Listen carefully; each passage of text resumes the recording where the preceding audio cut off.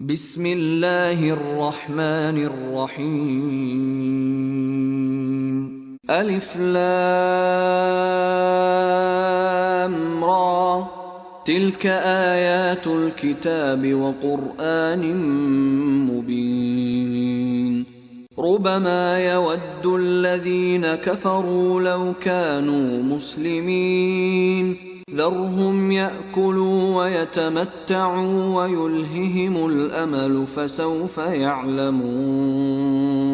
وما أهلكنا من قرية إلا ولها كتاب معلوم، ما تسبق من أمة أجلها وما يستأخرون. وقالوا يا أيها الذي نزل عليه الذكر إنك لمجنون، لو ما تأتينا بالملائكة إن كنت من الصادقين. ما ننزل الملائكة إلا بالحق وما كانوا إذا منظرين. إنا نحن نزلنا الذكر وإنا له لحافظون. ولقد أرسلنا من قبلك في شيع الأولين، وما يأتيهم من رسول إلا كانوا به يستهزئون. كذلك نسلكه في قلوب المجرمين، لا يؤمنون به وقد خلت سنة الأولين.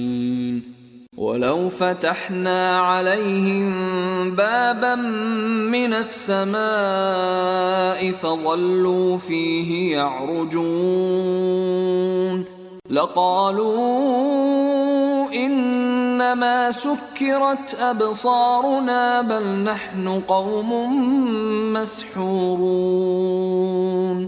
ولقد جعلنا في السماء بروجا وزيناها للناظرين وحفظناها من كل شيطان رجيم، إلا من استرق السمع فأتبعه شهاب مبين. والأرض مددناها وألقينا فيها رواسي وأنبتنا فيها من كل شيء موزون. وجعلنا لكم فيها معايش ومن لستم له برازقين. وإن من شيء إلا عندنا خزائنه وما ننزله إلا بقدر معلوم. وأرسلنا الرياح لواقح فأنزلنا من السماء ماء فأسقيناكموه وما أنتم له بخازنين. وإنا لنحن نحيي ونميت ونحن الوارثون. ولقد علمنا المستقدمين منكم ولقد علمنا المستأخرين.